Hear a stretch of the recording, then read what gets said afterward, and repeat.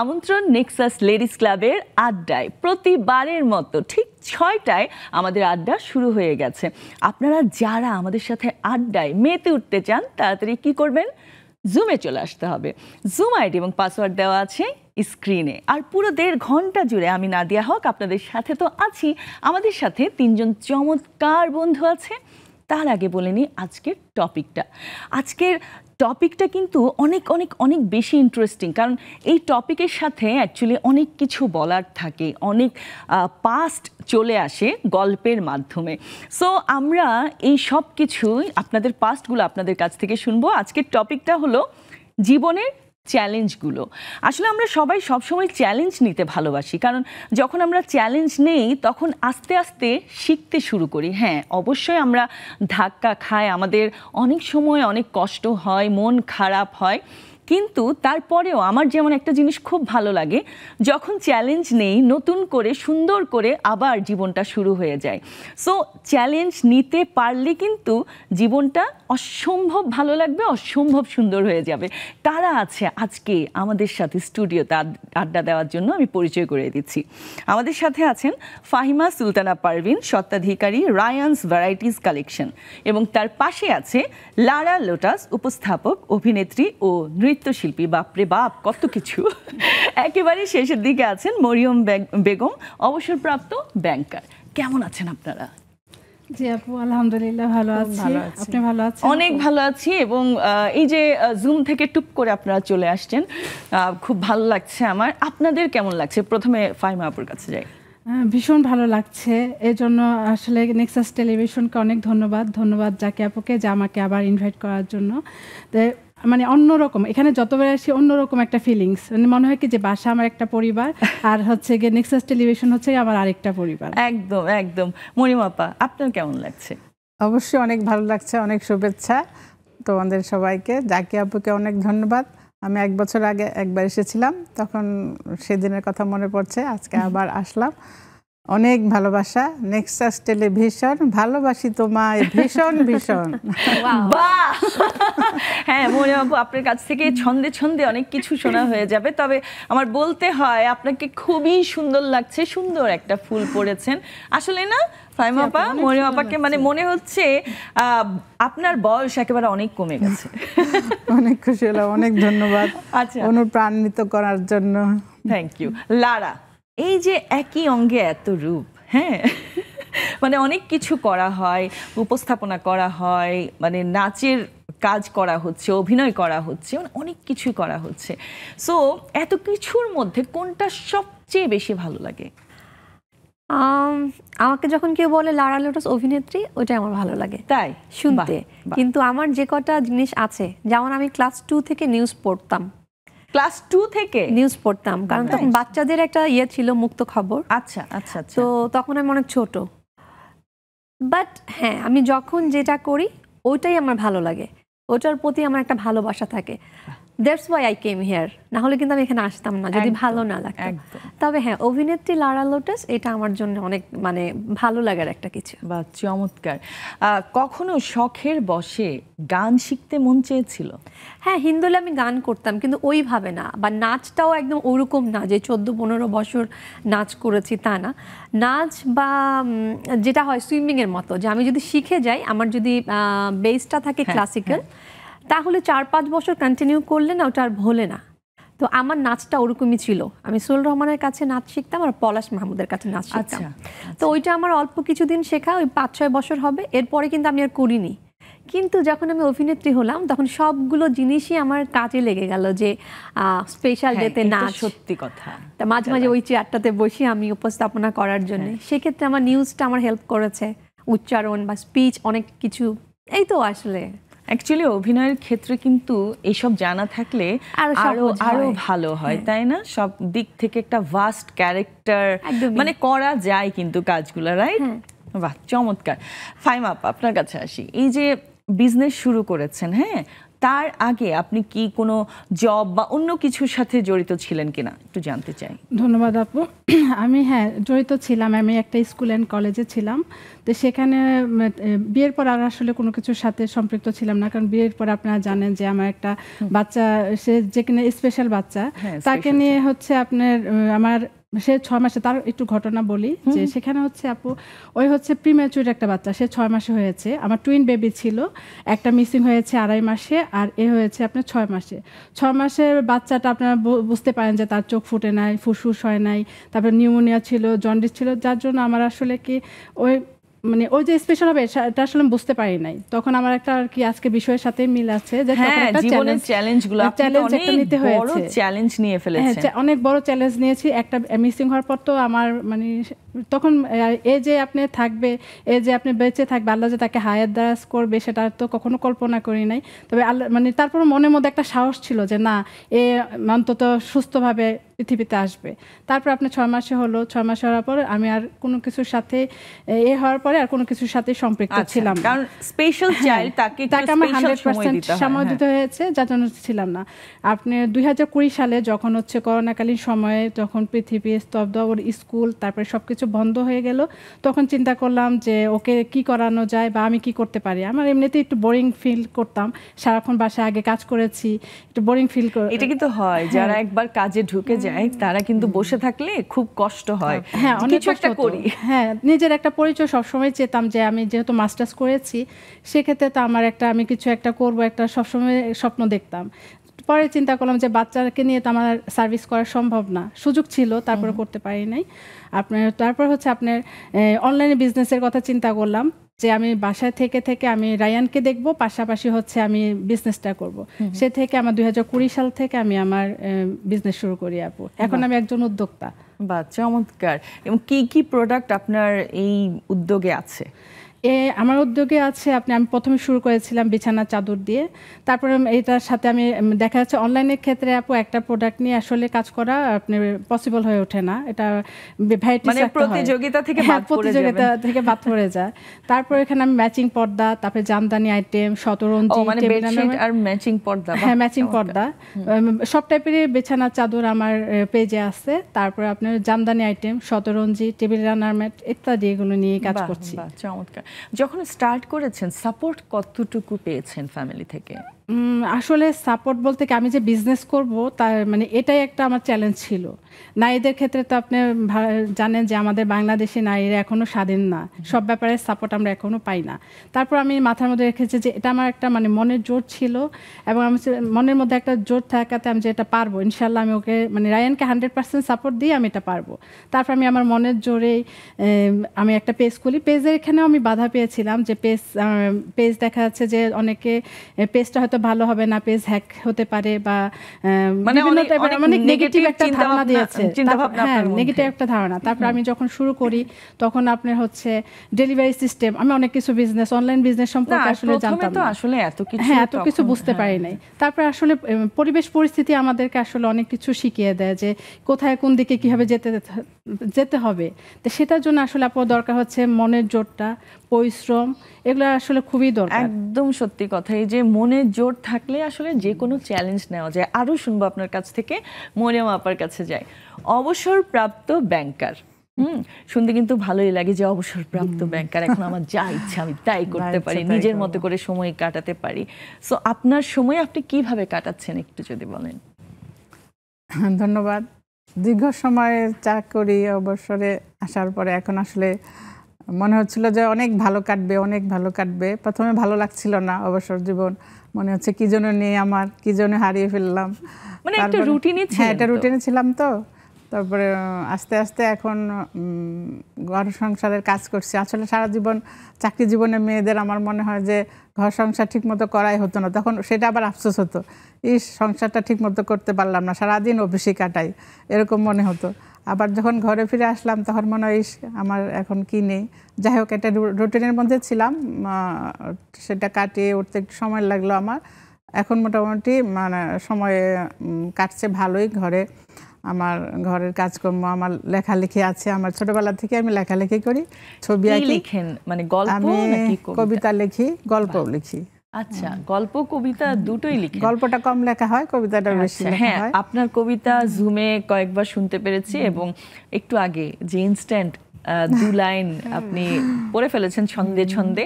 So এর মধ্যে আপনার কবিতা কিন্তু আমরা শুনবো, অবশ্যই শোনাতে হবে, বাধ্য। আমারও না বললে ভালো লাগবে না। বাহ, চমৎকার। আচ্ছা লারা, এই যে জীবনের চ্যালেঞ্জগুলো, হ্যাঁ, আমরা কিন্তু এক একটা এজে আমাদের এক এক রকম চ্যালেঞ্জ আসে। হ্যাঁ, যখন ছোটবেলায় ছোট্টখাট্ট মানে চ্যালেঞ্জ, যখন হচ্ছে কি ফ্যামিলি থেকে হয়তো অনেকের ফ্যামিলি থেকে আছে যে বলে তোমার কিন্তু 1 থেকে 3-এর মধ্যে থাকতে হবে, এটা না হলে কিন্তু তুমি এটা পাবা না, ওটা পাবা না, এরকম অনেক কিছুই হতো আর কি। সো তোমার লাইফে ছোটবেলায় সবচেয়ে বড় চ্যালেঞ্জ কি ছিল, যা এখন মনে করলে মনে হয় কি আল্লাহ এতটুকু ছোট্ট একটা জিনিস নিয়ে আমি এরকম করতাম? এটা মনে হয় অনেকেরই ছিল যে বাবা মা চাইতেন রেজাল্ট ভালো হবে। আমার যেমন যেটা বললাম যে ছোটদের মুক্ত খবর নিউজ পড়া, যেটা তখন আমি যেটা করতাম সেটা অর্থনৈতিক পরিক্রমা, আর এখন হয়েছে বোধহয় মুক্ত খবর। তো ওটা হচ্ছে 2 থেকে 7 পর্যন্ত। আচ্ছা। তো আব্বু আসলে চাইতেন না যে এত বেশি কাজ করি, বা তখন স্টেজে নাচ থাকতো আমার, বিটিভিতে নাচ, মানে অনেক ব্যস্ত বাচ্চাদের। হ্যাঁ, পড়াশোনা অনেক না, মানে একটুখানি হলেও আব্বু চাইতেন না। আব্বু চাইতেন যে আমি কিন্তু স্টুডেন্ট খুব ভালো, তো আব্বু চাইতেন যে মানে বিশেষ করে আব্বুই চাইতেন যে না, ও ভালো স্টুডেন্ট, এটা করবে, আগে ওটা শেষ হোক। আর পড়াশোনার ক্ষেত্রে যেটা হতো যে আব্বু সবসময় মানে ইংরেজির কোন কিছুটা ভুল হচ্ছে কিনা, অঙ্কের কোনো কিছুটা আমি পারছি না কিনা, এরকম আব্বু আর কি আমাকে দেখানোর কথা। কিন্তু আমি যেটা হতো আমারটাও করে ফেলতাম, আমার ভাই আমার বড়, ওরটাও আমি করে ফেলতাম। তো আব্বুর এক্সপেকটেশন সবসময় থাকতো যে হ্যাঁ, যে তোমার এটা ভালো হবে, এটার চেয়ে ওটা ভালো হবে। আসলে রেজাল্টগুলো ভালোই হতো। প্রেমা মানে আমার বড় বোন ছাড়া আমরা বাকি 3 ভাই বোন তুখোর ভালো স্টুডেন্ট, ছোটটা তো অনেক ভালো।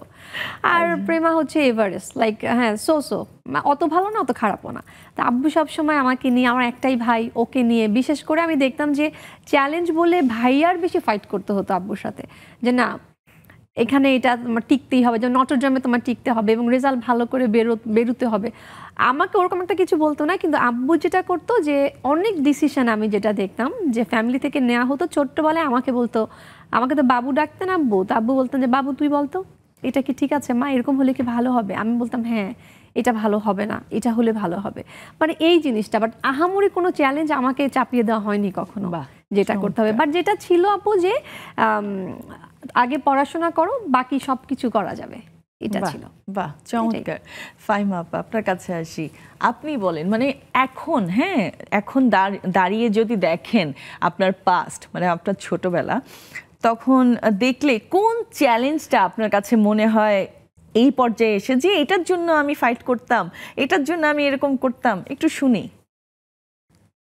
সেরকম ধন্যবাদ আপু। সেরকম চ্যালেঞ্জ আসলে কি ওটা এরকম চ্যালেঞ্জ এটা এরকম ছিল না, কারণ আমরা খুব বাবা মার বাধ্যগত সন্তান ছিলাম। আমরা 7 ভাই বোন, সবাই খুব বাধ্যগত ছিলাম। যেভাবে বলতো যেভাবে মানে তাদের কষ্ট দেওয়ার মতো আসলে আমরা চেষ্টা করতাম যে কিছু করতে না। ছোটবেলা থেকে দুষ্টও ছিলেন? দুষ্ট, খেলাধুলা করতাম। আম্মু দেখা যাচ্ছে যে ঘুম পাড়াইতে দিত, আম্মু ঘুমাইছে, তখন উঠে খেলতে চলে গেলাম ভাই বোন। আমার জন্য বড় চ্যালেঞ্জ ছিল এটা, দুপুরবেলা না ঘুমিয়ে অন্যান্য কাজিনরা জানলা দিয়ে একটু একটু করে দেখতো, আর আমি আস্তে আস্তে আম্মুর পিঠে একটা বালিশ দিয়ে তারপরে আস্তে আস্তে নিঃশব্দে চলে যেতাম খেলার জন্য। এইটা একটা বড় চ্যালেঞ্জ। আমি এই টাইপের চ্যালেঞ্জের কথা বলছি। আমরা আরো শুনবো, একটা ছোট্ট বিরতি নিয়ে আসি। নিয়ে নিচ্ছি ছোট্ট একটি বিরতি। আড্ডা অনেক জমে গেছে, কোথাও যাবেন না, আমাদের সাথেই থাকুন।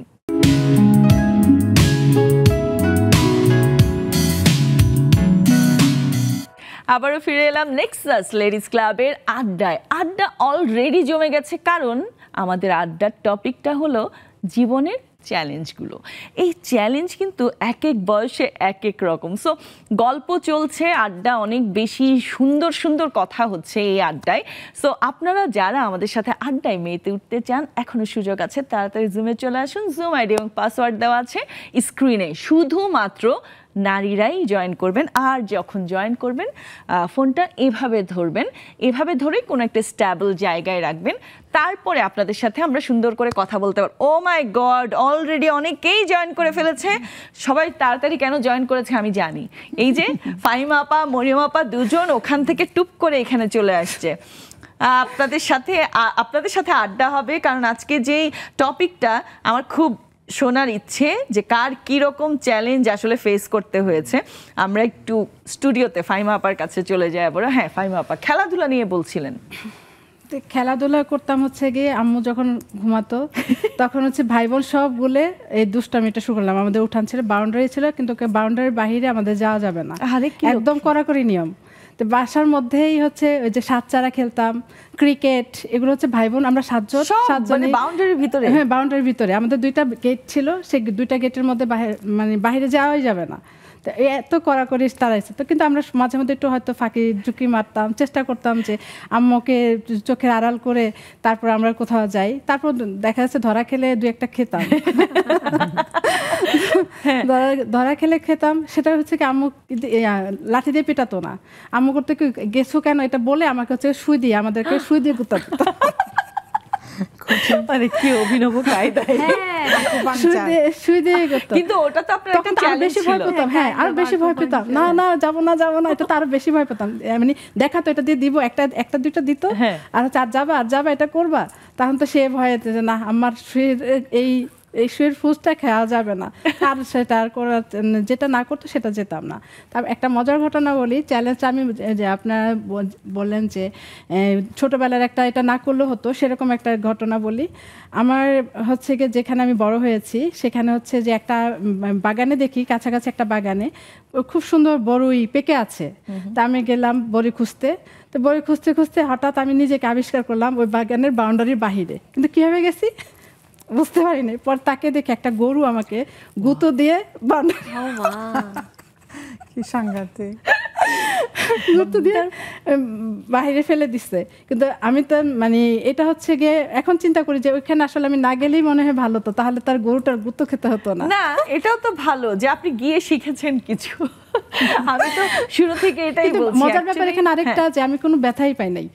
কেন জানি না, কোনো ব্যথাই পাই না। সে আমাকে মানে আমি যে খুব আদর করে ফেলে দিয়েছে, কোনো ব্যথাই পাই নাই। বাহ, চমৎকার। তারপরেও কিছু একটা শিখেছেন যে এইভাবে ভুলো মনে চলে যাওয়া যাবে না, অন্যের বাগানে যাওয়া যাবে না। এক্স্যাক্টলি। আমি মরিয়ম আপার কাছে আসি। আপনি কি ছোটবেলায় দুষ্টু ছিলেন নাকি মিষ্টি ছিলেন? মিষ্টি ছিলাম। বেশি মিষ্টি? একটু বেশি, অত বেশি না। আচ্ছা, তাহলে তো আপনার মনে হয় না কোনো চ্যালেঞ্জ নিতে হয়েছে? হ্যাঁ, চ্যালেঞ্জ তো কিছু থাকেই, সবার মানুষের জীবনে চ্যালেঞ্জ তো থাকেই। সেই ছোটবেলায় তো আসলে মানুষের জীবন, আমার মনে হয় মানুষের জীবন বেড়ে ওঠা শুরুতেই চ্যালেঞ্জ দিয়েই বড় হইতে হয় মানুষের। ছোট কম বেশি চ্যালেঞ্জ সবারই থাকে। তো খেলাধুলা তো ছোটবেলায় তখন তো কোনো চ্যালেঞ্জ থাকে না। আমরা যখন ক্লাস 5-6 পর্যন্ত আমরা পড়াশোনা করেছি, তখন পড়াশোনা চ্যালেঞ্জও খুব একটা ছিল না। বাবা মার আদরে বেড়ে ওঠা। আমার স্কুল প্রাইমারি স্কুল ছিল বাসার কাছেই, দৌড় দিয়ে চলে যেতাম, আবার দুপুরে বাসায় এসে খাওয়া দাওয়া করে আবার চলে যেতাম। এরকম মজার স্কুল ছিল আমার বাসার পাশেই। তো খুব আনন্দে কেটেছে। তো বাবা মার আদর শাসনে আদরই ছিল বেশি, শাসন কম ছিল আসলে। কেন বাবা মারা, হ্যাঁ আমরা অনেকগুলো ভাই বোন ছিলাম, বাবা মার আদরে ছিলাম। তো ওই যে স্কুল জীবনে আমার মনে হয় সবারই যে এসএসসি এবং এইচএসসি পরীক্ষার সময় একটা চ্যালেঞ্জ নিতে হয়, আমরা যেটা দেখেছি। তারপরে কলেজ বিশ্ববিদ্যালয়ের জীবনের একটা চ্যালেঞ্জ থাকে। তারপর তো মেয়েদের ভর্তি পরীক্ষার চ্যালেঞ্জগুলোর কথাই বলছি, এবং পড়াশোনা ভালো রেজাল্ট করার একটা ব্যাপার থাকে। তো আমাদের বাসায় এত মানে আমরা অনেকগুলো ভাই বোন ছিলাম, বাবা মা পড়াশোনা, আমরা 5 বোন খুবই মানে পড়াশোনা সুন্দর করে চালিয়ে গেছি। কিন্তু আব্বা কখনো বলে নাই, জোর দেয় নাই যে তোমার এটা হতে হবে সেটা হতে হবে, কিন্তু অটোমেটিকলি আমরা সবাই জন্য পড়াশোনা চালিয়ে গেছি, কারো কোনো গ্যাপ হয় নাই, সুন্দর আমাদের জীবনগুলো গেছে। আমরা খেলাধুলা করেছি, যে সেই পুতুল খেলা, সুন্দর পুতুল খেলা ছিল আমাদের ঘরের বারান্দায় বসে পুতুল খেলতাম আমরা। পুতুল বিয়ে দিয়েছি, সেটা একটা স্মরণীয় ঘটনা ছিল, বুঝছো। আমার খালাতো বোন ছিল, তাদের বাসা একটু দূরে ছিল আমাদের বাসা থেকে। বরযাত্রী, আমি ছিলাম ছেলেপক্ষ, গাড়ি দিয়ে এই যে হার্ডবোর্ড দিয়ে মানে শক্ত কাগজ দিয়ে আমরা সোফা, চেয়ার, টেবিল, বিছানা এগুলো বানিয়েছিলাম পুতুলের জন্য, বুঝছো। খুব একটা চ্যালেঞ্জিং, আমি অনেক কিছু তখন বানাতে পারতাম। তারপরে আমার বড় বোন, উনি ভালো সেলাই পারতো, উনি আমার ওনার কাছ থেকে কাপড় চোপড় নিয়ে এসে পুতুলের শাড়িটারি সুন্দর করে উনিও বানিয়ে দিয়েছিল, আমিও বানিয়েছিলাম। সে সুন্দর মনে হচ্ছে আমার সেই পুতুল খেলার দিনগুলো। আমরা ক্রিকেট খেলতাম, আমার ছোট ভাইটা ক্রিকেট খেলতো, ওদের সাথে ওরা ছেলেরা একটা গ্রুপ ছিল, আমরা মেয়ের একটা গ্রুপ ছিলাম, খুব মজা করে খেলতাম। যদি ওদের সাথে পারতাম না। ছক্কা মেরেছিলেন জীবনে বলেন? ছক্কা তো মনে হয় পারি নাই, ছক্কা না পারলেও মানে ভালো ক্রিকেট মোটামুটি খেলছিলাম এই আর কি। তারপরে চমৎকার, মানে এই যে ছোটবেলা থেকেই কিন্তু শুরু হয়, তাই না? যেমন আপনি বলছিলেন না বাউন্ডারির বাইরে যাওয়া যাবে না, এটা কিন্তু সব বাচ্চাদের একটা মানে বাবা মা একটা নিয়ম করে দিতেন যে বাউন্ডারির বাইরে যাওয়া যাবে না। সন্ধ্যার আগেও বাসায় মাগরিবের আজান দেওয়ার আগে মাগরিবের আজান দেওয়ার সাথে সাথে বাসায় ছেলে হোক মেয়ে হোক থাকতেই হবে। এক্স্যাক্টলি। সো বাউন্ডারির বাইরে যাওয়া যাবে না, এটা আমরা খুব শুনতাম। কিন্তু আমরা ওই যে বোম ফাইট, সাতচারা এগুলো খেলতাম। হ্যাঁ, সো ইচ্ছে করে বলটাকে আমরা বাউন্ডারির বাইরে ফেলে দিতাম যাতে আমরা বাউন্ডারির বাইরে যেতে পারি। তো এরকম এটা হচ্ছে নিজেকে নিজে চ্যালেঞ্জ দেওয়া। ছোটবেলায় অ্যাকচুয়ালি নিজেকে নিজে চ্যালেঞ্জ দেওয়া ছাড়া আর কোনো কিছুই ছিল না। সো আমি একটু চলে যাই আমাদের জুমের বন্ধুদের কাছে। রাশিদা আপা, রাশিদা আপা হ্যাঁ একটু আনমিউট করতে হবে আপা, শুনতে পাচ্ছি না। জি বলেন, কেমন আছেন রাশিদা আপা? শুভ সকাল, আলহামদুলিল্লাহ, শুভ সকাল সবাইকে, গুড মর্নিং সবাইকে। টরন্টো থেকে শুনছিলাম কথাগুলো, খুব ভালো লাগছিল। আমাদের সাথে ওনারা তো আমাদের মনে হচ্ছে ফাহিমা আপা যে এই পাশে, উনি বোধহয় আমাদের অনেক পরের জেনারেশন। হ্যাঁ, ফাহিমা আপা তো অবশ্যই পরের জেনারেশন। হ্যাঁ, আপনার সাথে মরিয়ম আপা হয়তো কাছাকাছি জেনারেশনের, কাছাকাছি হতে পারে। তো ওনার যে রুটিন গুলা, কিন্তু রুটিন আমাদের সময়কার মতো তখনও ছিল, মানে এত পরেও ছিল।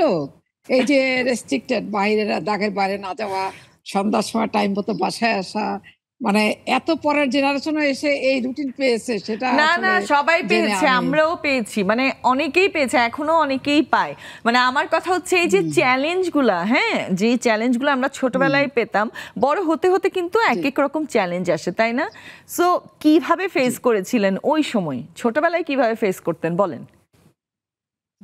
ছোটবেলায় আমি আসলে 7 থেকে খুব সিনেমা করছিলাম, 7-8 সিনেমা দেখার পাগল। তো তখনকার প্যারেন্টস তো সিনেমা দেখতে দিত না। আর ববিতার ড্রেসের জন্য আমি খুব ফ্যাশনেবল ছিলাম তখনকার দিনে। ববিতার ড্রেসের জন্য আমি দর্জিকে সাথে হলে নিয়ে যেতাম, দেখে এরকম ড্রেস বানিয়ে দিবা। তো ছবি আমাকে চুরি করে যেতে হতো। তারপরে তো একদিন তো মানে বিশাল অবস্থা, 9টা-12টা ছবি দেখতে গেছি। 9টা-12টা মানে রাত 9টা-12টা মধুমিতা, রাত 9টা-12টা। এবং ওয়ালটপকে পিছন দরজা দিয়ে, সামনে সব বন্ধ, গেটের বন্ধ, একদম পিছন দিয়ে ওয়ালটপকে দোতলা থেকে পেয়ারা গাছ দিয়ে নেমে, আমাদের যদি এলাকা তারা দেখবে, হ্যাঁ পেয়ারা গাছ দিয়ে নেমে ছবিতে দেখেছি ভালোই বন্দিনী। আসার সময় মুষলধারায় বৃষ্টি, এমন বৃষ্টি, কোনো রিক্সা নেই, কিচ্ছু নেই, বাসায় যাওয়ার কোনো উপায় নেই। তখন তো ফোনও নেই। এখন প্রায় অফিসারের সামনে অনেক পানি, আমি দাঁড়িয়ে রয়েছি, কি করা যায়? তখন তো মানে কি অবস্থা, বাসায় তো ফিরতেই হবে। তো আল্লাহ করতে করতে হ্যাঁ সিরিয়াস অবস্থা। তো আমার এটারই বেশি চ্যালেঞ্জিং ছিল যে মুভি দেখতে হবে, কনসার্ট দেখতে হবে আজম খানের, ফেরদৌস ওয়াহিদের, মানে এগুলা দেখতেই হবে। আর আমার আব্বা ছিল হাজী সাহেব, আম্মা ছিল ভীষণ নামাজি, বোরকা পরতেন, বাস হুলস্থুল কাণ্ড অবস্থা। যাই হোক ওই যাত্রায় ইনশাল্লাহ ওই সময় হ্যাঁ একজন আমার এলাকার এক ছেলে আসছে, হঠাৎ করে আমাকে দেখে বলতেছে কি ব্যাপার তুমি এখানে? এলাকার ছেলেটা ভয় পেতে, একটু ডান পিটা ছিলাম, মারধর করতাম পোলাপানদের। তো তখন ওই পরে আর কি একটা রিক্সা গ্যারেজ থেকে বের করে সবাইকে নিয়ে আসছে। তো এই গেল ছোটবেলার চ্যালেঞ্জ।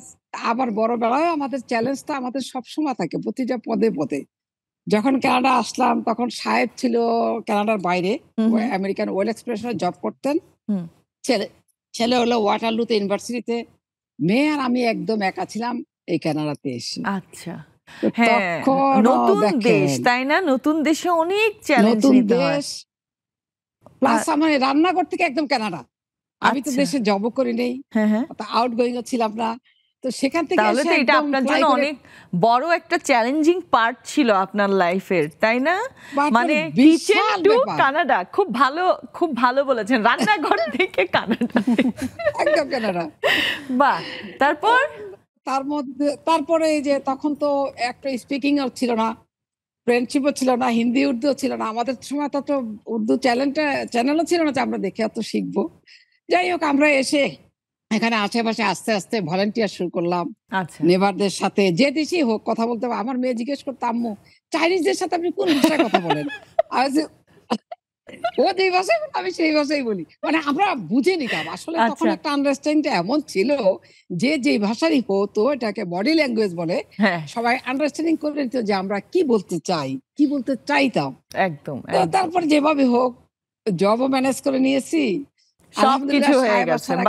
বাহ, বাড়িও করে ফেলছি, ছেলেও মানে পাস করে চমৎকার। এসছে, মেয়েও আমার কাছে। চমৎকার আলহামদুলিল্লাহ আমি সাকসেসফুল। বাহ, থ্যাংক ইউ এত সুন্দর গল্প শেয়ার করার জন্য আমাদের সাথে। Thank you so much. Shahida Seema আপা, অনেক দিন পর। হ্যাঁ, আশা করি ভালো আছেন। আসসালামু আলাইকুম। ওয়ালাইকুম আসসালাম। আলহামদুলিল্লাহ। শুভ সন্ধ্যা সবাইকে। শুভ সন্ধ্যা। খুবই সুন্দর লাগতেছে নাদিয়া হক আপনাকে। Thank you. ফাহিমা, স্পেশালি তোমার জন্য এসেছি আমি, অসুস্থ থাকা সত্ত্বেও। তারপরে তারপরে মরিয়ম আপা, তারপরে আরেকজন আপু যে ওনাকে সবাইকে মরিয়ম আপা, অনেক ধন্যবাদ সবাইকে, অনেক সুন্দর লাগতেছে। চ্যালেঞ্জের কথা বলবো। হ্যাঁ হ্যাঁ, আসলে চ্যালেঞ্জ না থাকলে মানুষ জীবনে এগোতে পারে না। আপনাকে আমাদের জীবনটাই তো চ্যালেঞ্জিং, আপনি কি বলেন? হ্যাঁ হ্যাঁ, এই যে বেঁচে আছি এটাই তো একটা চ্যালেঞ্জ। একদম তো চ্যালেঞ্জ করতে যাচ্ছি, যুদ্ধ করে যাচ্ছি, যে আপনার প্রতিকূলতা, আপনার প্রকৃতির সাথে যুদ্ধ করতেছি, বাস্তবতার সাথে যুদ্ধ করতেছি। আমরা বিশেষ করে আমরা মেয়েরা মহিলারা তো জায়গায় জায়গায় বাধা পাই বলেন। তো সেই যে বাধাগুলোকে আমরা চ্যালেঞ্জ হিসেবে নিয়ে কিন্তু জীবনের লক্ষ্যে পৌঁছাতে পারি। প্রত্যেকটা কাজে কিন্তু আমাদের লাইফে চ্যালেঞ্জ, কারণ আমরা যে কাজে দৌড়বো না কেন সেটাই কোনো না কোনো দোষ হয়ে দাঁড়ায়। তো সেই দোষটাকে সারানোর জন্য কিন্তু আমরা বলতে যে আমরা পারবো, ইনশাল্লাহ পারবো, সেটাকে আমরা চ্যালেঞ্জ হিসেবেই নিই। এই নাটাকে চ্যালেঞ্জ হিসেবে নিলে আপনার জীবন, আপনি কখনো আপনার লক্ষ্য থেকে আপনি কি করেন পিছনে ফিরে তাকাতে হবে না, আপনি আপনার লক্ষ্যে পৌঁছাবেন। একদম একদম, সুন্দর বলেছেন। আমার লক্ষ্য একটা চ্যালেঞ্জ, মানুষের লাইফটা হলো একটা চ্যালেঞ্জ, একদম বেঁচে থাকা পর্যন্ত, খাটিয়া থেকে মৃত্যুর আগ পর্যন্ত। একদম একদম, মানে দোলনা থেকে মৃত্যুর আগ পর্যন্ত অ্যাকচুয়ালি। থ্যাংক ইউ আপা। আমরা আরো আড্ডা দিব, আরেকটা বিরতির সময় হয়ে গেছে, নিয়ে নিচ্ছি ছোট্ট একটি বিরতি, যাচ্ছি আরেকক্ষুনি ফিরছি, সাথেই থাকুন।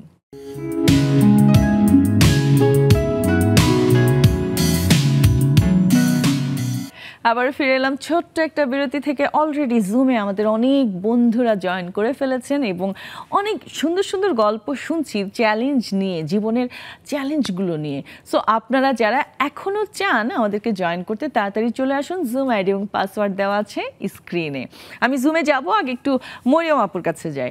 মরিয়ম আপু, এই যে আমরা সবাই একটা কথা কিন্তু কমন বলছি যে বাউন্ডারির বাইরে যাওয়া যাবে না, তাই না?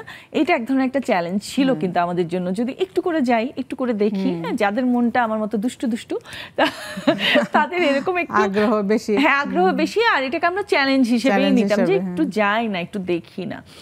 কিন্তু আমাদের মধ্যে একটা ভয়ও কাজ করতো। আপনার কি মনে হয়, আমরা তখন যে ওই যে বাউন্ডারির বাইরে যাবা না এই কথাটা যতটুকু শুনতাম, এখনকার জেনারেশন কি এটা শুনে, বা এখনকার জেনারেশনে যে মা বাবাগুলো আছেন তারা কি তাদের বাচ্চাদেরকে এই কথাটা বলে যে বাউন্ডারির বাইরে কিন্তু যাবা না? হ্যাঁ, তো যুগের সাথে তাল মিলিয়ে আগের আমাদের ছোটবেলার জীবন যেরকম ছিল যে হ্যাঁ বাউন্ডারির বাইরে যাবা না, তো এখনকার যুগে বাচ্চারা তো বড় হচ্ছে, বাউন্ডারির বাইরে যাওয়ার তেমন সুযোগই পায় না। আসলে তারা তো সেই বন্দি জীবনই, একটা বন্দি জীবন বলতে যে খোলা মাঠ প্রকৃতির কাছে তারা বেশি যেতে পারে না, স্কুলে বড় মাঠ পায় না খেলাধুলা, কিন্তু তারা একটু বেশি স্বাধীন, একটু স্বাধীন। হ্যাঁ, তারা একটু স্বাধীন, আমাদের চেয়ে একটু স্বাধীন তারা। আমরা ছোটবেলায় যেরকম ছিলাম তারা একটু বেশি স্বাধীন। এখন ডিজিটাল যুগে মোবাইল, ল্যাপটপ, তারা সবাই সব কিছু পাচ্ছে, অনেক কিছু ছোট হয়ে আসছে পৃথিবী তাদের কাছে, তারা চাইলে অনেক কিছু করতে পারে, হাতের মুঠোয় এসে গেছে তাদের পৃথিবী। তবে আমি একটা কথা বলতে চাই যে নারীদের জন্য, মেয়েদের জন্য জীবনটা অনেক চ্যালেঞ্জিং। সেই ছোটোবেলা থেকেই অনেক মেয়েরা ঢাকা শহরে বা গ্রাম থেকে শহরে পড়াশোনা করতে আসে, তাদের জন্য একটা বাধা হয়ে থাকে, কোথায় থাকবে, পড়াশোনার জন্য কোথায় ভর্তি হবে, তাদের সাথে একজন গার্জিয়ান লাগে। মেয়েদের জন্য এটা একটা কঠিন হয়ে যায়, বিশ্ববিদ্যালয়ে ভর্তি হওয়া, কোথায় থাকবে, সেগুলা অনেক চ্যালেঞ্জিংয়ের মুখোমুখি হইতে হয়। তারপরে মেয়েদের জীবনে বিয়ের সময় একটা চ্যালেঞ্জিং হয়ে থাকে, চ্যালেঞ্জ দেখা দেয় যে শ্বশুরবাড়িতে তারা কীভাবে মিলেমিশে থাকলো, নতুন সংসার জীবন, এরকম একটা চ্যালেঞ্জের অবস্থায় আমি স্কুলে জীবনে একটা চ্যালেঞ্জ ছিল আমার যে একটা সুন্দর স্কুলে ভর্তি হব। সেটা তখন বলতে ভুলে গেছি যে আমাদের ময়মনসিংহ গার্লস ক্যাডেট কলেজ এখন যেটা, তখন এটা রেসিডেন্সিয়াল গার্লস মডেল স্কুল ছিল মেয়েদের জন্য। সেটাতে ভর্তি হওয়ার জন্য তখন যুদ্ধের পরে আমাদের দেশ স্বাধীন হয়েছে, ওই স্কুলে একটা বোমা পড়েছিল, স্কুল বিল্ডিংয়ে অনেক বিকট আওয়াজ হয়েছিল। আমরা বাসা থেকে শুনছিলাম, আমাদের বিল্ডিংটা মনে হয় কেঁপে উঠছিল এরকম। পরের দিন আমরা প্রতিবেশীরা সবাই মিলে দল বেঁধে আমরা সেটা দেখতে গিয়েছিলাম। গিয়ে দেখি এটা একটা স্কুল, নতুন হয়েছে বিল্ডিং, এত সুন্দর বিল্ডিং, উপর থেকে যে হেলিকপ্টার মনে হয় দেখে যুদ্ধ বিমান মনে হয়েছে একটা বড় বিল্ডিংকে আমরা ধ্বংস করব, তারা বোমা ফেলে দিয়েছিল। পরে গিয়ে দেখলাম এটা একটি স্কুল, সেই স্কুলে এক পাশে বোমা ফেলে স্কুলটা ধ্বংস করে দিল। ওই স্কুলে দেখে আমার খুব ইচ্ছে হলো, তখন আমি বললাম, আমার পাশে আমার বোন ছিল, যে আমি এই স্কুলে পড়বো। তো তারপর পরবর্তী স্কুলে ভর্তি হতে পেরেছিলাম, পড়তে পেরেছিলাম, এই আর কি। আর আমার ছোটোবেলা থেকে ছবি আঁকার খুব ইচ্ছে ছিল, ছবি আঁকতাম। তো আমি আর্ট কলেজে পড়বো ঢাকায়। তো আমার আব্বা খুব পছন্দ করতেন, আত্মীয় স্বজন এসে দেখাতেন যে আমার মেয়ের এরকম সুন্দর ছবি আঁকছে। কিন্তু যখন ভর্তি হবো আব্বা বললো যে না, ঢাকা শহরে গিয়ে কোথায় থাকবা, আত্মীয় স্বজন যে ছিল না তা না, তখন পরিবেশটা ভালো ছিল না। আব্বা বলতো না, এখন আর্ট কলেজের পরিবেশ ভালো না, তুমি ওখানে গিয়ে কোথায় থাকবা।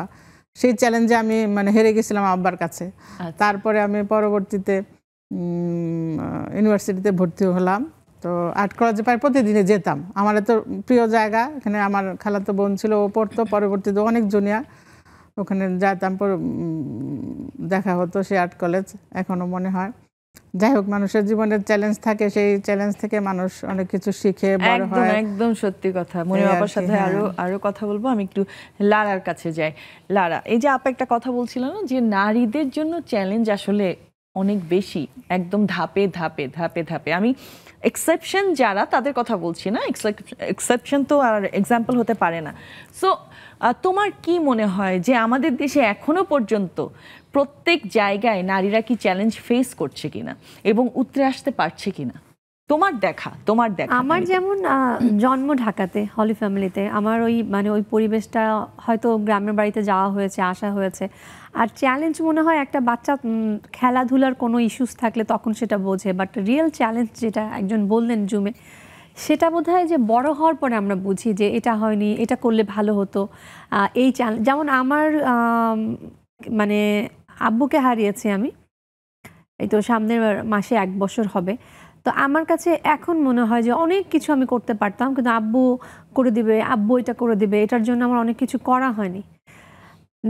যেমন সাপোজ লাইক আমি কোনো স্টেজে রেকর্ডেড বা লাইভ উপস্থাপনা করব, আমার গেস্ট কেমন আছে বা কারা আছেন, আমি ইনস্ট্যান্ট আব্বুকে ফোন দিতাম যে আব্বু উনি আছেন বা ওনার সম্পর্কে আমি অতটা জানি না, কি করব। তা আব্বু তখন বলতেন যে আম্মু এটা বললে ওনাকে আরও সম্মান দেওয়া হবে, যেহেতু তোমার অতিথি, তুমি সুন্দর করে কথাগুলো বলবে। তো আমি না প্রত্যেকটা সেকেন্ডে আমি কিন্তু মিস করি যে এটা হচ্ছে না, বা কোনো দেখা যাচ্ছে যে আমি আমার ফেসবুকে কিছু লিখবো ভালো বাংলা, বা আমার যে ইংরেজিটা জানি তার চেয়ে আরও ভালো শব্দ কোনটা, আব্বু হচ্ছেন আমার সব কিছু, আম্মু হচ্ছেন আমার সব কিছু। তো চ্যালেঞ্জ আসলে এখন মনে হয় যে বিয়ে হয়নি, এখন আম্মু আছেন, আম্মু বাচ্চাদের মতো হয়ে গেছেন আব্বু চলে যাওয়ার পরে। সো দ্যাট এখন চ্যালেঞ্জগুলো না আমার ডিফারেন্ট। এখন আসলে চ্যালেঞ্জ বলতে আমার মনে হয় যে অনেক কিছু আব্বু বলতেন যে আম্মু তুমি বেছে নাও যে তুমি নাটক করবে, যদি কন্টিনিউ করো আমি তোমার জন্য একটা কিছু করি। আব্বুর কারণেই কিন্তু আমি আজকে লারা লোটাস, এটা যারা মিডিয়া আছেন তারা প্রত্যেকে জানেন, কারণ আমার আব্বু আমার জন্য অনেক করেছেন। তখন আমি বলিনি যে হ্যাঁ আব্বু চলো এটা করি, আমরা চলো এটা করি। এখন মনে হয় যে হ্যাঁ একটা কিছু দিলে পারতাম, এত টাকা প্রডিউস করা হয়েছে, একটা প্রোডাকশন হাউস খুলে ফেললে পারতাম। এখন মনে হয় কোনটা থেকে কোনটা শুরু করব। এখন হচ্ছে আমার রিয়েল চ্যালেঞ্জটা যে আচ্ছা বিয়ে হয়নি, বিয়েটা করে ফেলবো, নাকি একটা অনেক কাজ আসলে এই কাজটা করব কি না, ওই ডিসিশনটা আমার মাথার মধ্যে ঘুরপাক খায়। লাইক আব্বুর রুমে আমার এখন ঘুমাতে হয়, আম্মু অসুস্থ, আম্মুকে নিয়ে কাউকে থাকতে হয়, আব্বুর রুমে ঘুমাতে আমার খুব অস্বস্তি লাগে, but I did it everyday. আজকে দিয়েও ঘুমাবো, একদম অনেক মনে পড়ে না। হ্যাঁ, তো আমার চ্যালেঞ্জগুলো এখন আসলে আমার হাত পা কাঁপছে, টোটালি ডিফারেন্ট। কিন্তু ওই যে উতরে আসার যে বিষয়টা, মানে আমরা আসলে বাবা মানেই হচ্ছে একদম মাথার উপরে একটা অনেক বিরাট একটা ছাদের মতো, তাই না? সো এই যে তুমি যেভাবে বলছিলাম, মানে যে কোনো বিষয়ে আইডিয়া, যে কোনো বিষয়ে সাজেশন নিতে হলে বাবাকে একটা ফোন করলে, আম্মু প্লাস আম্মুর থেকেও, কারণ আমি ছোটবেলায় পড়াশোনাটা অক্ষর জ্ঞানটা শিখেছি আম্মুর কাছে। আর আমরা 4 ভাই বোন স্টাডি করেছি, কিন্তু আমাদের কোনো টিচার ছিল না, আমাদের শিক্ষক আমার বাবা। কারণ আব্বু খুলনা বিএল কলেজের প্রফেসর ছিলেন, তো আব্বুকে মোটামুটি আমরা ভয়ও পেতাম। আবার ভালোও লাগতো যে না, আব্বু হচ্ছে মাথায় ঢুকিয়ে দিতেন যে আম্মু এটা হচ্ছে রসুন, এটা হচ্ছে পেঁয়াজ, তুমি যদি এই ওয়ার্ডটা না দাও তাহলে কিন্তু লবণ না দাও হবে। মানে আব্বু এমনভাবে শিখাতেন আমাদের কখনো ভুল হতো না বা আমরা বুঝতে কষ্ট হতো না। তো এখন আসলে কি বলবো, যে ওই যে বললাম যে এখন চ্যালেঞ্জগুলো মনে হচ্ছে যে আমার নেওয়া উচিত ছিল, বাট স্টিল আমি ভেঙে পড়িনি, স্টিল আমার আম্মু আছেন। এখন মনে হয় যে না, ঠিক আছে, আম্মুর জন্য এমন কিছু করা দরকার যেন আম্মু চিন্তা করেন যে না, ভালো করছে তো বাবু, তো এটা ভালো কিছু করেছে, ওটার জন্য হয়তো আম্মু আরও বেশি আয়ু বেড়ে যাবে, উনি খুশি থাকবেন, ভালো থাকবেন, তাহলে হয়তো আম্মু আরও সুস্থ থাকবেন। বিকজ আম্মু মাঝখানে একটু অসুস্থ হয়ে পড়েছিলেন, আম্মুকে নিয়ে ডক্টর দেখিয়ে, হ্যাঁ আমি মনে হয় তোমার সোশ্যাল মিডিয়াতে কোনো একটা পোস্ট দেশের বাইরে গিয়ে আম্মুকে নিয়ে আসলাম। ওটা দেখেই আমি তোমার বাবা যে ছেড়ে চলে গেছেন এই বিষয়টা আমি সোশ্যাল মিডিয়ার মাধ্যমে জানতে পেরেছিলাম আর কি। হ্যাঁ, আমিও আসলে তখন আমার নিজেরও খুব খারাপ লেগেছিল, যে কারণ তোমাকে তো পার্সোনালি খুব চিনি, আমাদের তো কয়েকবার এখানেই দেখা হয়েছে। সো এই যে ও যে একটা কথা বললো না, মানে বাবার আসলে থাকলে অনেক কিছু, অনেক বড় ব্যাপার। আমার মনে হয় যে আনম্যারিড একটা মেয়ের জন্য বাবা মা দুজনই অনেক বিশাল সাপোর্ট, আর সব সময় সবার জন্যই সাপোর্ট। আমি ছোট থেকেই বুঝতাম তা না, আমরা 4 ভাই বোনই আব্বু আম্মুর কথা বুঝতাম। আব্বু আম্মুকে এটাও বলতাম যে কখনো আমাদের ছেড়ে কিন্তু যাবে না, গেলে একসাথে যাব, একসাথে ঘুরতে যাব, মরে যাব, এরকম আমরা বলতাম। তো এখন আসলে সেই জিনিসটা আমি জানি না, আল্লাহ কি করেছেন আল্লাহই ভালো জানেন। তো এখন মনে হয় যে জীবনটা অনেক বেশি অগুছালো। কারণ এখন যেমন রিসেন্ট আমার একটা সিরিয়াল আমি করব না, চ্যানেল বললাম না, করব না, মনে হচ্ছে যে না, এটা খুব কমন হয়ে যাচ্ছে। মানে আমার মনে হয় কি, নাদিয়া আপু আমি 5টা কাজ করবো বা 2টো কাজ করবো, খুব ভালো কিছু করব, বাকিটা সময় যেন আম্মুর সঙ্গে থাকি। লাইক এখন আমার মনে হয় যে কতক্ষণে কোন কাজ শেষ হবে গিয়ে আম্মুকে দেখবো, মানে এই জিনিসটা। আর চ্যালেঞ্জের মধ্যে মিস করি, লাইক আমার ফোনটা মাঝে মাঝে মনে হয় যে একটা সময় আব্বু ফোন দিতেন, আম্মু কতক্ষণ লাগবে, ওইটা হয় না, আম্মুই 2টো সময় মেনটেন করে এখনো ফোন দেন আম্মু। তো এটাই আসলে লাইফের চ্যালেঞ্জ আমার মনে হয় আমি করছি। ওই যে বললাম না শুরুতেই যে ধাপে ধাপে আমরা এক এক রকম চ্যালেঞ্জ আসলে ফেস করি। ফাহিমা আপার কাছ থেকেও শুনবো, আপনার চ্যালেঞ্জটা আসলে অনেক বড় বাবা, মানে এই চ্যালেঞ্জ নেওয়ার মতো আসলে সাহস থাকতে হয়। এরকম আব্বু চাচ্ছিলেন যে আমি যেহেতু ফ্যাশন ডিজাইনিং পড়ে এসেছি, আমার তো মাঝখানেও স্টাডির জন্য বাইরে ছিলাম, দেশের বাইরে, আব্বু এটাও বলতেন আম্মু তুমি এটা শুরু করলে কিছু একটা হবে। এখন মনে হয় যে আচ্ছা ওইটা কি শুরু করব পাশাপাশি, মানে আপনার মতো যে আমি কি অনলাইনে করব, মানে আমার জাস্ট মাথা ঘুরিয়ে যায় যে আমি কোনটা থেকে কোনটা করব। বাট ইনশাল্লাহ আমি জানি যে ওই যে ধাপে ধাপে উতরে যেতে হবে, উতরে যায়। আমরা আরো আড্ডা দিব, একটা বিরতির সময় হয়ে গেছে, তারপর এসে কিন্তু আপনার কথা শুনবো। নিয়ে নিচ্ছি ছোট্ট একটি বিরতি, কোথাও যাবেন না, আমাদের সাথেই থাকুন।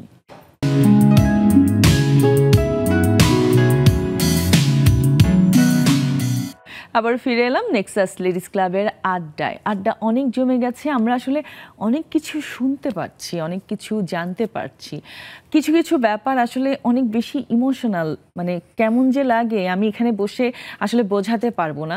আর কিছু কিছু ব্যাপার আছে যেই চ্যালেঞ্জগুলোর কথা আমরা শুনলে খুব ইন্সপায়ার্ড ফিল করি। যেমন খুব কঠিন রাস্তা থেকে যদি কেউ হেঁটে এসে একদম সব কিছু জয় করে ফেলে, সেই সব কথাগুলো শুনলে আমরা খুব ইন্সপিরেশন পাই।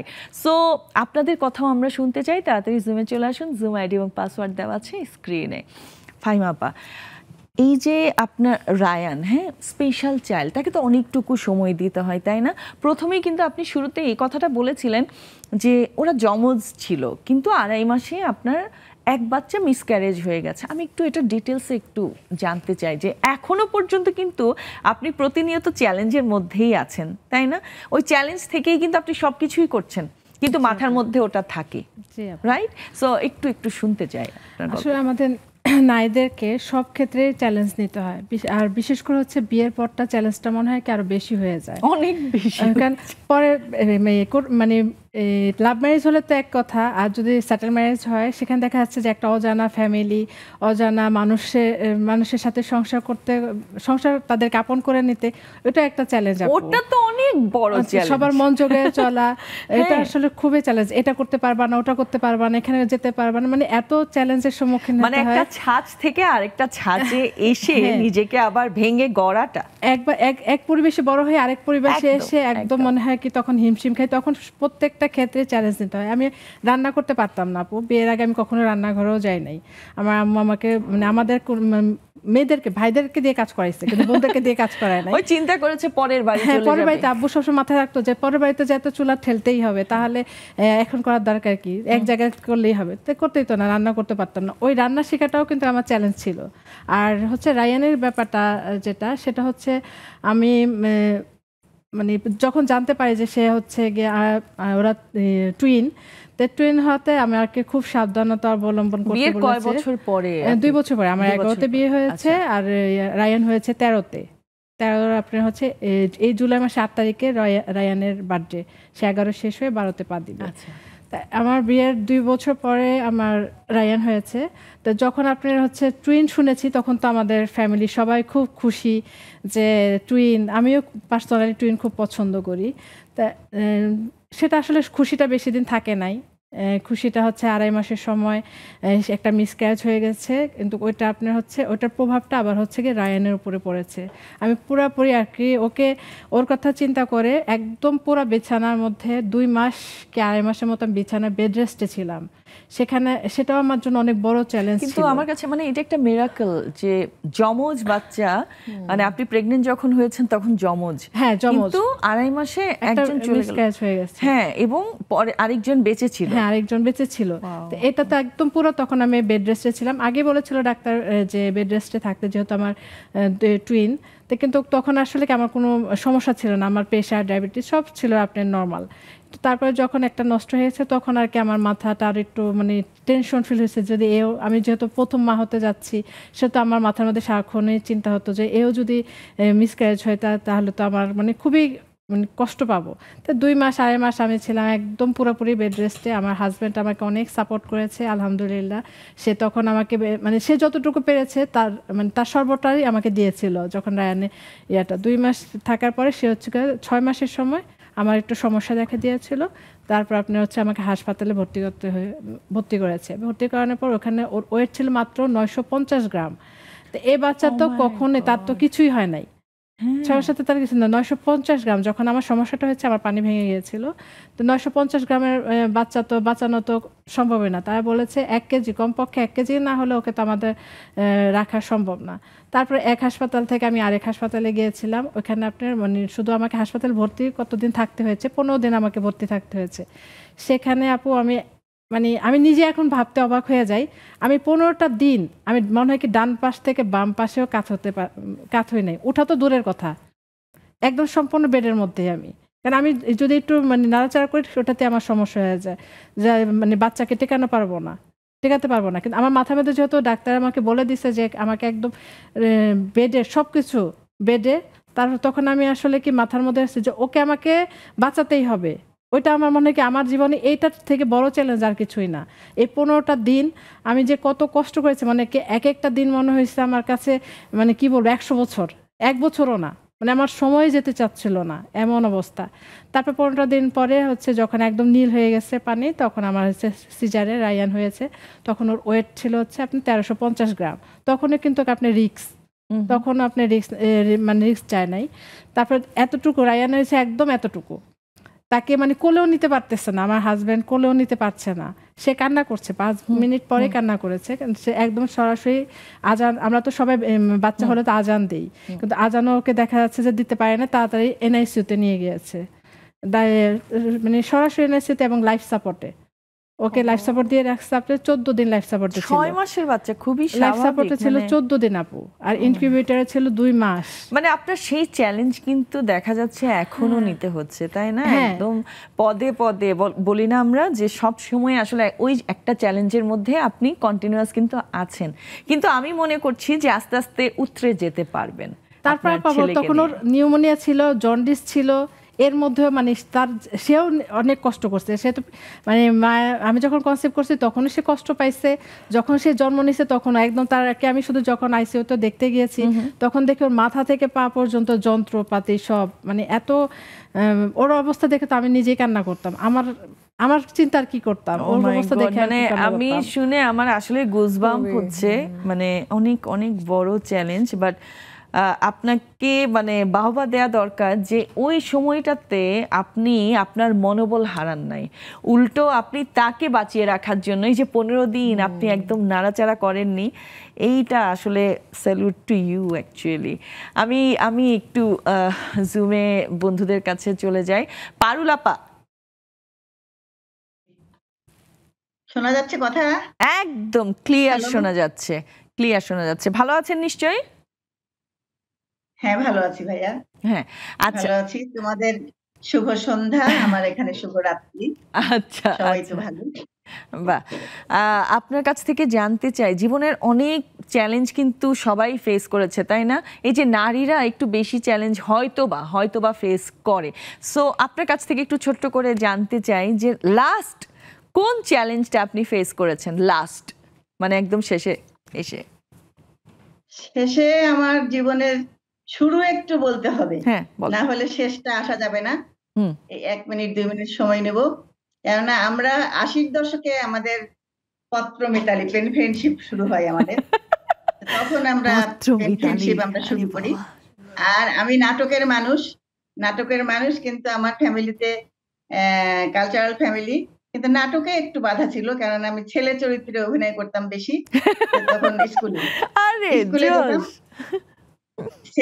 ছেলেদের প্রতি আমার খুব বিদ্বেষ ছিল, বন্ধুত্ব ছিল। তো যাই হোক, আমি ওই যে মেকআপটা যে থাকতো ছেলেদের গোপ লাগানো, হ্যাঁ হ্যাঁ, এরকম বিভিন্ন ইয়েতে তখন আমি পাবনা শহরে থাকতাম, আমার বাবা হলো ওখানে মেডিকেল অফিসার ছিলেন সদর হসপিটালে।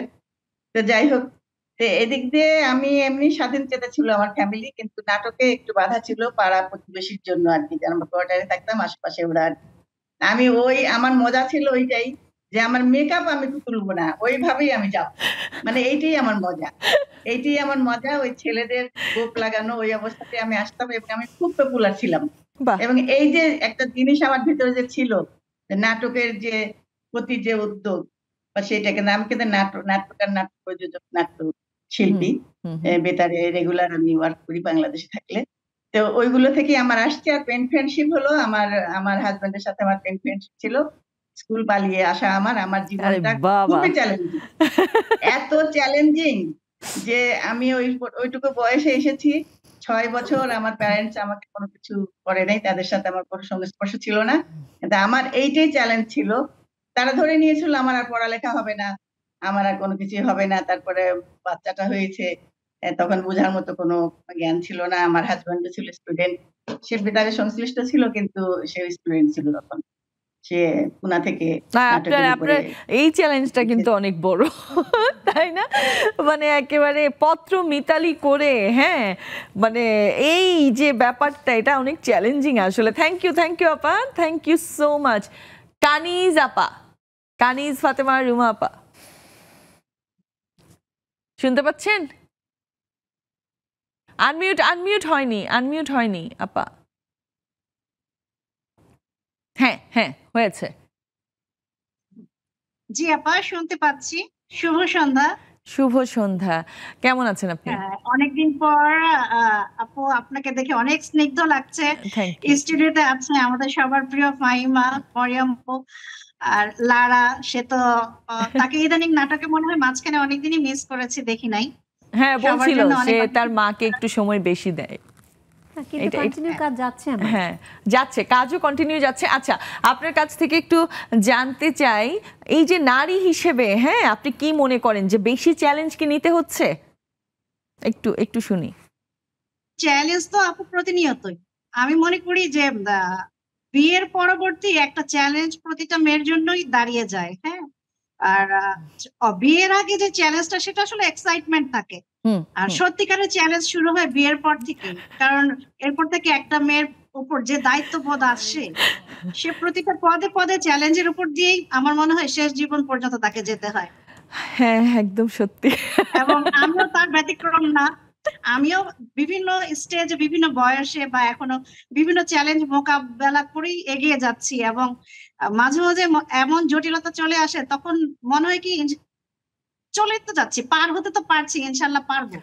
এই মনোবলটা তৈরি হয়েছে এত বছর পর, একটা মনোবল তৈরি হয়েছে। ওই যে এক্সপেরিয়েন্স আস্তে আস্তে মনোবল তৈরি করেই ফেলে। Thank you so much. আরো আড্ডা হবে, একটা বিরতির সময় হয়ে গেছে, নিয়ে নিচ্ছি ছোট্ট একটি বিরতি। কোথাও যাবেন না, ওদের সাথেই থাকুন।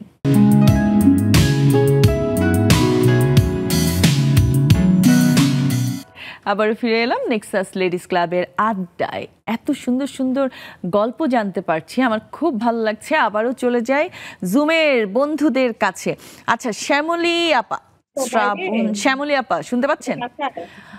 অন্যান্যরা একটু মিউট করে রাখবেন প্লিজ। শ্যামলী আপা, আপনি আনমিউট করবেন। হ্যাঁ, শ্যামলী আপা কথা বলেন, আমি আপনাকে শুনতে পাচ্ছি না। আসসালামু আলাইকুম। ওয়ালাইকুম আসসালাম। ভালো আছেন? ভালো আছি। আমি ফাহিমার বান্ধবী বলছিলাম। ওরে বাবা, হ্যাঁ ফাহিমা আপু বলছিল ওনার বান্ধবী জয়েন করেছে, বুঝতে পারছি আপনি। আচ্ছা, আপনার কাছ থেকে একটু ছোট্ট করে শুনতে চাই, আপনার লাইফে সবচেয়ে বড় চ্যালেঞ্জ কি? আমার লাইফে সবচেয়ে বড় চ্যালেঞ্জ আমার অটিজম ছেলে নিয়ে যুদ্ধ করা। মানে স্পেশাল চাইল্ড, আপনার স্পেশাল চাইল্ড ফাহিমা আপুর মতো। আচ্ছা, আমার ছেলেটাও, হ্যাঁ আমরা আজকে ফাহিমা আমি আজকে আমাদের প্রায় 8 বছর ধরে একসাথে চলতেছি আমরা। ও, এই বাচ্চা নিয়ে আমাদের। আচ্ছা, মানে একই এজের আপনাদের বাচ্চা? না না, আমার বাচ্চার বয়স 14 বছর।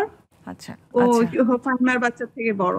আচ্ছা আচ্ছা, কিন্তু বুঝতে একই পেরেছি। জায়গায় আমরা একই স্কুলে ছিলাম, একইভাবে কাজ করা শুরু করেছি। ফাহিমার চ্যালেঞ্জও দেখেছি, ও অনেক কষ্ট করেছে ওর ছেলেকে নিয়ে, আরো করতেছে। সেটাই, মানে এই চ্যালেঞ্জটা একদম কন্টিনিউয়াস আর কি, করতে হচ্ছে, করতে হবে। থ্যাংক ইউ, থ্যাংক ইউ আপা, থ্যাংক ইউ আমাদের সাথে শেয়ার করার জন্য, অনেক অনেক থ্যাঙ্কস। স্বপ্না আলম আপা,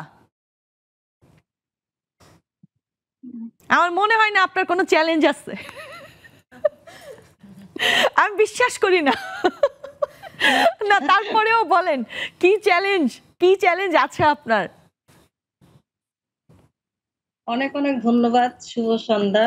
আজকে তো আমাদের মিষ্টি একটা আপু আছে, হাইমা আপু, তারপর মরিয়ম আপু, এবং আমাদের একজন ভালো শিল্পী আছেন লারা।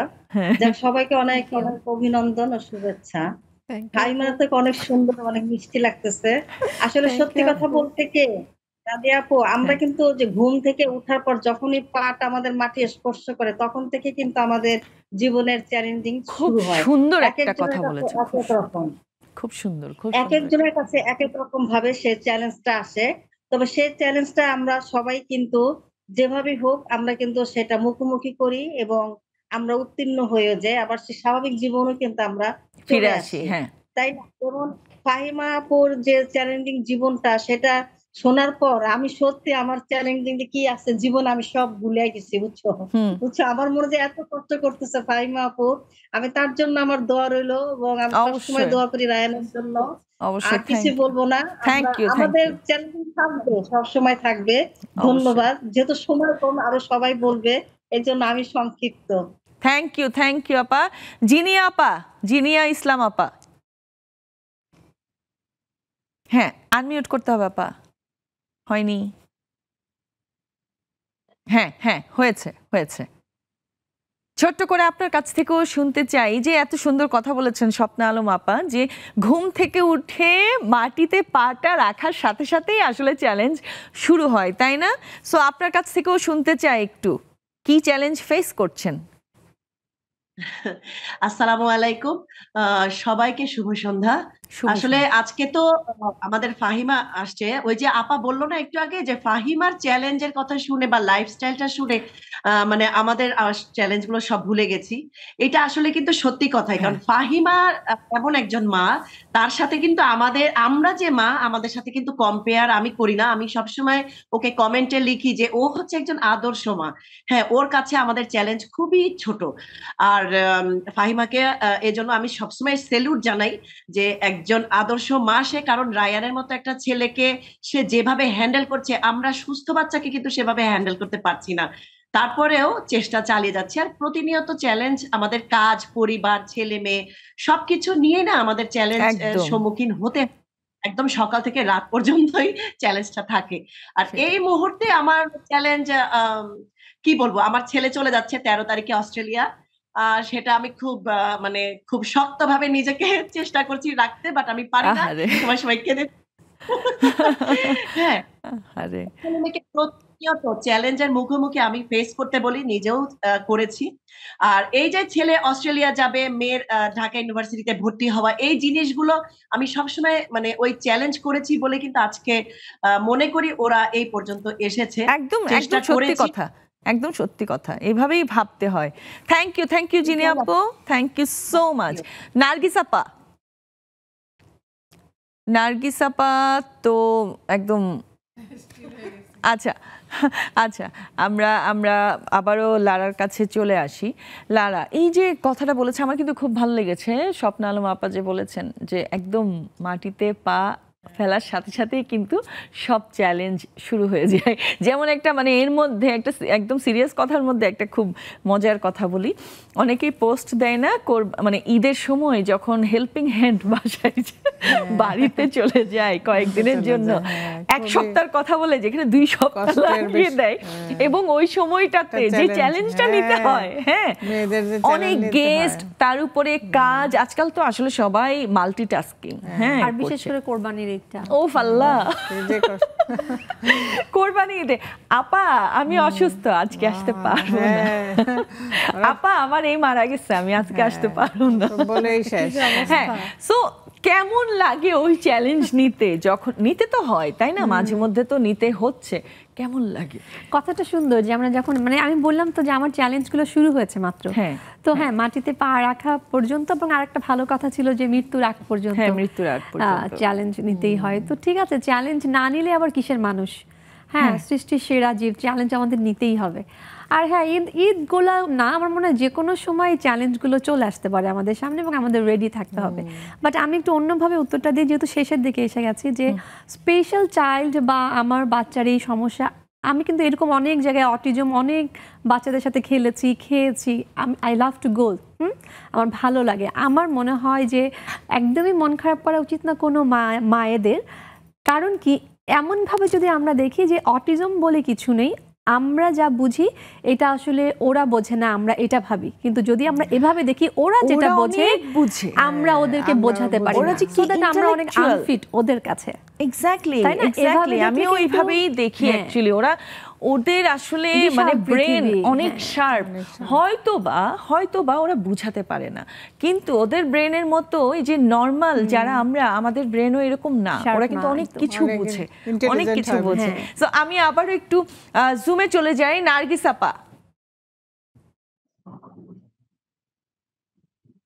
আপা আনমিউট করতে হবে, তাড়াতাড়ি করেন, অনেকেই আছে, কথা বলতে হবে।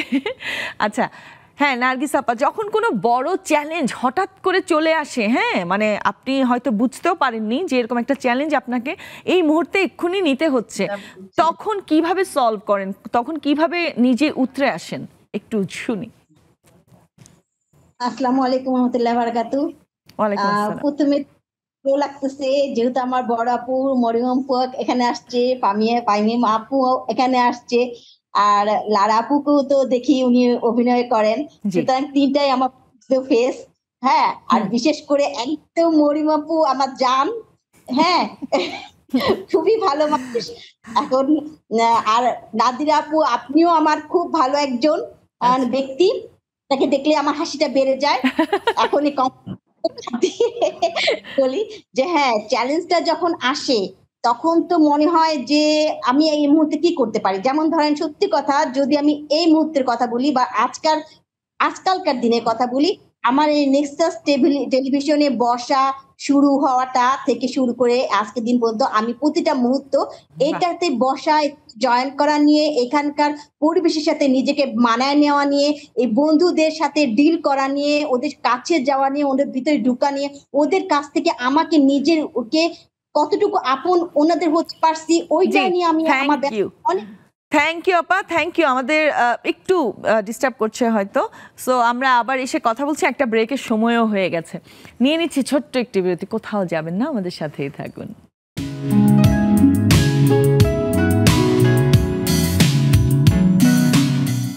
আবারও ফিরে এলাম আমাদের আড্ডায়। আড্ডা অলরেডি জমে গেছে, অনেক কথা হয়েছে। এখন আমরা একটা কবিতা শুনবো। আপা ধন্যবাদ।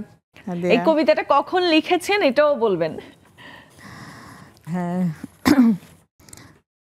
কবিতা আমাদের আজকে বিষয়বস্তু যে চ্যালেঞ্জের, জীবনের চ্যালেঞ্জগুলো, এখন আমরা পৃথিবীটা একটা চ্যালেঞ্জের মধ্যে যাচ্ছে আমার মনে হয়, আমরা সবাই জানি। সেই চ্যালেঞ্জ নিয়ে আমার একটা কবিতা কিছুদিন কয়েক মাস আগে লেখা। তবে আজ কঠিন হলেও আমি এই চ্যালেঞ্জের কথাই বলতে চাই, সবাইকে জানাতে চাই। আমার কবিতার নাম করতলে মোনাজাত। জলবায়ু পরিবর্তনের ঘূর্ণি পাকে ঘুরছে মানুষের মনুষ্যত্ব, চিরায়িত মানবতা চিমড়ে চিমড়ে গড়াগড়ি অপদস্থ। কোথায় আছে জাতিসংঘ শান্তির পতাকা বহনকারী? কেন তারা আজ নীরবে জেগে দেখে মৃত্যুর মহামারী? কি আসে মানুষের সাদা আর কালোয়, কি আসে মুখের ভাষায়? মানুষে তবে সে কোন হিসাব লিপ্ত সে কোন দাঙ্গায়? কোথায় পৃথিবীর শত লেখক শিল্পী বিজ্ঞানী বীর গুণীজন? কোন শক্তি দিয়ে হবে আজ মানবের কুকর্মের অবসান? শ্রেষ্ঠ জীবের শ্রেষ্ঠত্ব আজ দেখিছে জগৎবাসী, মানুষ তবে কি দেখা দিল হায় শয়তানের রূপে আসি?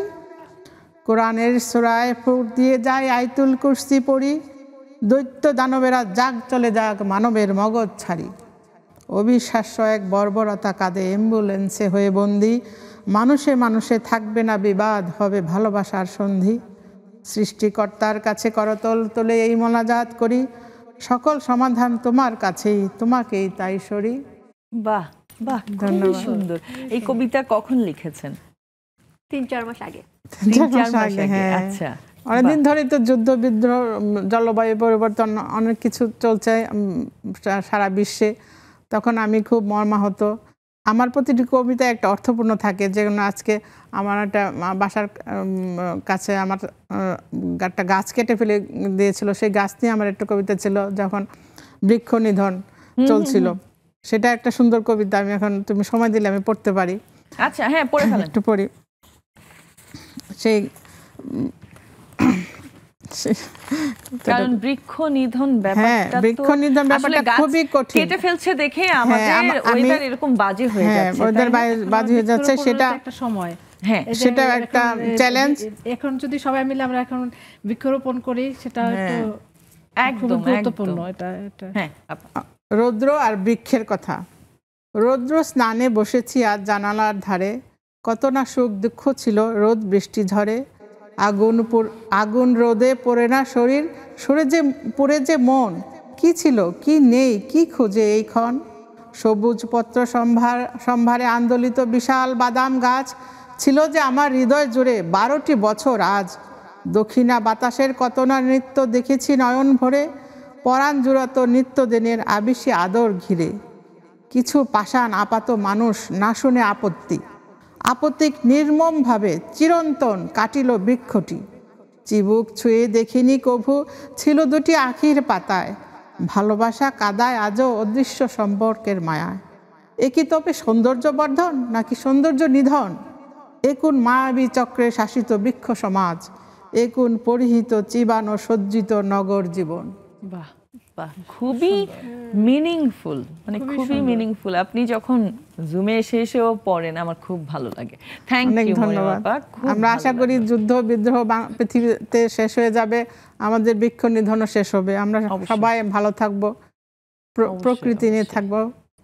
আমি একটু লারার কাছে আসি। যেহেতু অভিনয় করা হয় প্রথম দিকে, হ্যাঁ, আর যে কোনো ক্যারেক্টারে আসলে কাজ করতে হলে প্রথমে তো একটা অডিশন দিতে হয়, তাই না? হয়তো আস্তে আস্তে কাজ করতে করতে ওটা দেওয়া লাগে না, বাট খুব স্পেশাল কোনো ক্যারেক্টার, খুব টাফ, খুব চ্যালেঞ্জিং কোনো ক্যারেক্টার করার ব্যাপারে, যেমন ধরো প্রথম দিকে যখন তুমি অভিনয় করতে আগ্রহী ছিলে, তখন যখন অডিশনে যেতে একটা ক্যারেক্টারের জন্য দেখা যেত 2-3 জনও তো থাকতে পারে, তাই না?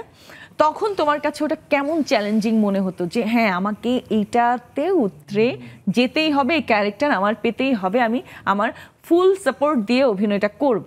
একটু শুনতে চাই। আমি যখন খুব ছোট না তখন থেকে হচ্ছে আমার নাটকের যাত্রা শুরু। আমার একটি নাটক অনিমেষ আইচের কুফা, ওটা দিয়ে মেরিল প্রথম আলো 5টা অ্যাওয়ার্ড পায়, এনটিভিতে গিয়েছিল ওটা। তারপরে মোস্তফা সৈয়দ কামাল আঙ্কেল উনি বললেন যে, তখন এখন 6-এ পড়ি, মাত্র স্কুলে পড়ি, তার কয়েক মাস পরে আঙ্কেল বললেন যে একটা লম্বা সিরিয়াল, মেগা সিরিয়াল রমিজের আয়না, এটাতে লিড কাস্টিং।